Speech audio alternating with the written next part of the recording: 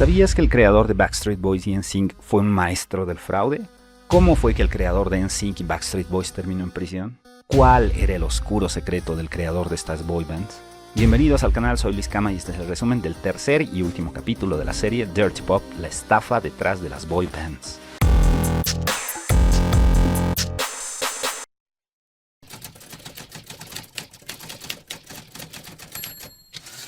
El episodio comienza mostrando la opulencia de las fiestas de cumpleaños de Lou Pearlman. En estas celebraciones extravagantes se mezclaban políticos poderosos y estrellas de la música. Lou era conocido como una eminencia en la industria musical. Habiendo creado grupos como Backstreet Boys y NSYNC, su influencia era tal que incluso miembros de estas bandas como How It Did de Backstreet Boys lo consideraban todavía un mentor y una inspiración luego de sus problemas legales. Pearlman había creado todo un imperio musical, lanzando al estrellato a numerosos artistas jóvenes. Sin embargo, detrás de la fachada de éxito y glamour, operaba un elaborado esquema Ponzi. Había utilizado su compañía Transcontinental Airlines como fachada para atraer inversores. Prometía altos rendimientos y seguridad garantizada por instituciones muy confiables, pero en realidad no poseía los aviones que decía tener. Incluso en una ocasión había utilizado una fotografía manipulada de un modelo de avión para hacer creer que poseía una flota real, cuando en realidad era un avión a escala sostenido por su propia mano. A medida que el mundo de la música pop cambiaba con la llegada de artistas como Eminem y Kid Rock, Pearlman había intentado mantenerse relevante. En el año 2003 creó un programa de televisión en Europa llamado Big in America, donde presentaba una banda como si ya fuera famosa en Estados Unidos, aunque nunca jamás habían tocado allí.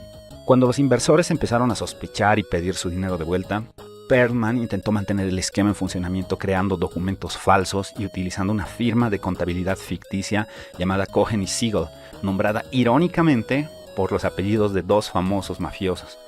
Era un maestro falsificador, capaz de crear sellos falsos y firmar documentos a nombre de personas fallecidas, como un supuesto director financiero llamado Harry Milner, que aún firmaba documentos años después de su muerte. A medida que las sospechas crecían, Pearlman huyó del país. Su fuga lo llevó a través de varios países, incluyendo Irlanda, Alemania, España, Panamá y finalmente Bali, donde continuaba actuando como si todo fuera normal, aceptando premios y planeando nuevos negocios. Mientras estaba en Bali, seguía intentando obtener préstamos bancarios con documentos falsificados en mano. Su asociado y ex miembro de una de sus bandas juveniles, Michael Johnson, empezó a sospechar que algo no estaba bien cuando vio a Pearlman dibujando sellos bancarios falsos. En Estados Unidos, las autoridades comenzaron a investigar. El FBI allanó oficinas de Pearlman y su mansión, descubriendo la magnitud del fraude. Más de 2,000 personas habían invertido en su esquema, sumando alrededor de $300 millones, además de otros 100 millones en fraudes bancarios. La noticia del fraude había afectado a muchas personas que habían confiado en él, con testimonios de inversores que perdieron los ahorros de toda su vida. La captura de Pearlman se dio gracias a una periodista llamada Helen Huntley, quien mantenía un blog sobre este caso. Un lector la contactó diciendo que había visto a Pearlman en un resort en Bali. La información fue pasada al FBI, que logró arrestar a Pearlman. En el proceso legal que siguió a su captura, Pearlman se había declarado culpable de los cargos en su contra, evitando un juicio largo. Fue sentenciado a 25 años de prisión, con la inusual estipulación de que podría reducir su sentencia en un mes por cada $1 millón que devolviera. Se mencionan rumores sobre las conexiones políticas de Pearlman que podrían haber retrasado las investigaciones en su contra, incluyendo una investigación anterior que había sido cerrada bajo circunstancias sospechosas. Durante su tiempo en prisión, Pearlman había mantenido contacto con algunas personas, incluyendo a Michael Johnson, su ex socio. Las conversaciones telefónicas y cartas revelaban que seguía viviendo en una especie de mundo de fantasía, hablando de nuevos negocios y afirmando tener millones escondidos. En prisión, Pearlman era querido por algunos otros reclusos, aunque a veces se metía en problemas por intentar delatar a otros para obtener beneficios. Su salud se había deteriorado en prisión, desarrollando una infección alrededor del corazón debido a un reemplazo de una válvula previa. Había aceptado entrar en un coma inducido para someterse a una operación, pero no sobrevivió al procedimiento. Lou Pearlman murió en prisión en el año 2016. La reacción a su fallecimiento había sido mixta, con algunos exmiembros de las boy bands expresando condolencias, mientras que otros mantuvieron su resentimiento por la estafa hacia ellos. Hubo dificultades incluso para reclamar el cuerpo de Pearlman, y su funeral fue una ceremonia pequeña con solo 5 asistentes. El legado de Lou Pearlman es complicado. Algunos lo recuerdan como un genio creativo que dio oportunidades a jóvenes talentos, mientras que otros lo ven simplemente como un estafador que vivió engañando a los demás. Pearlman dio mucho al mundo del entretenimiento, pero financió ese éxito con los ahorros de toda la vida de personas inocentes, planteando la pregunta de cómo reconciliar su impacto cultural con la magnitud de su fraude. Pearlman tuvo un impacto emocional en las personas cercanas a él. Algunos de los artistas que lanzó al estrellato expresan sus sentimientos encontrados, reconociendo que él les dio la oportunidad de cumplir sus sueños, pero sintiéndose traicionados por sus acciones fraudulentas.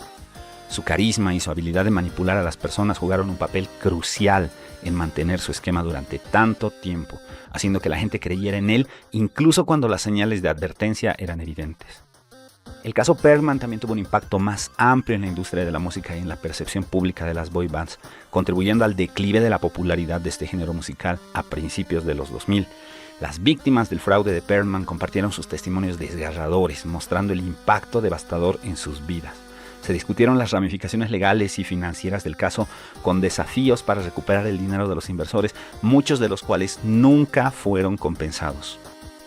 El caso de Lou Pearlman invita a reflexionar sobre cómo juzgar a una figura tan compleja como este personaje. Debe ser recordado principalmente por su contribución a la música pop y por lanzar las carreras de artistas famosos como Justin Timberlake o los Backstreet Boys, o su legado está irrevocablemente manchado por sus crímenes financieros.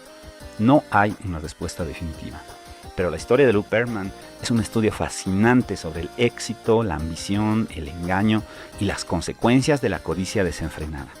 Entreteje el mundo del espectáculo con el de las finanzas, mostrando cómo el glamour y el fraude pueden coexistir y cómo incluso los sueños más brillantes pueden estar construidos sobre cimientos de mentira. Así termina la miniserie Dirty Pop, la estafa detrás de las boy bands. Suscríbanse y denle like para más resúmenes similares. Hasta la próxima.